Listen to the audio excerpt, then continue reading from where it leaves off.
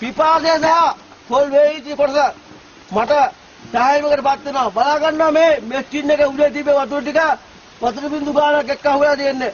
මට මේ හොඳටම ඇති මගේ පිපාසය නිවා ගන්න පැහැදිලිද? එහෙනම් සොල්දාදුවෝ වශයෙන් පිරිමහන වැඩ කරන්න ඉගෙන ගන්න පැහැදිලිද? මට මුගෙන් පණ වැඩක්ද? මට වැඩක් නෑ. මගේ පණ තමයි ජීවත් කරගන්න ඕනේ. පැහැදිලිද?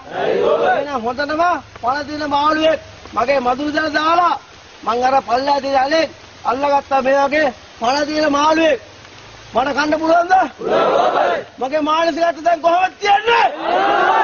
ඊටාම අවදානම් තත්ත්වේ මාළුවෙක් හරි කාලා මං ජීවත් වෙන්න පැහැදිලිද?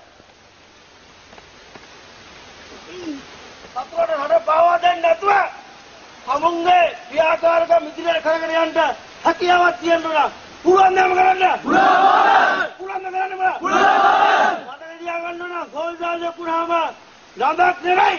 ඊටාම සෝල්දාජ ගතියෙන් තමයි හැමෝම වැඩ කරන්න ඕන. කරන්න පුළුවන් ඔක්කොම බෑ. මට ඉදියා ගන්න පුළුවන් කරන්න.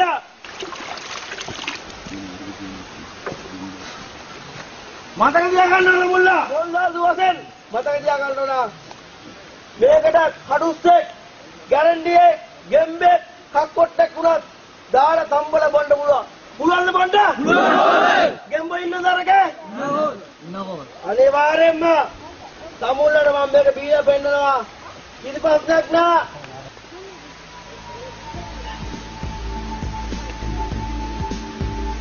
හැබැයි තමුල්ලගේ තියෙන රෝග නිට්ටාවට මේකේ සුව වෙනවා. පැහැදිලිද?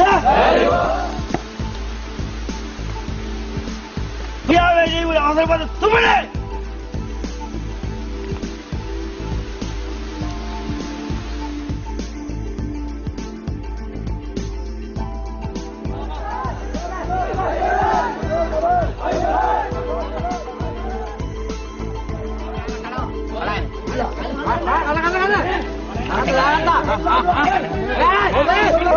Hadi, yeme goller. Bitti.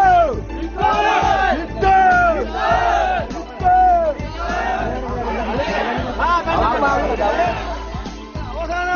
ඉතින්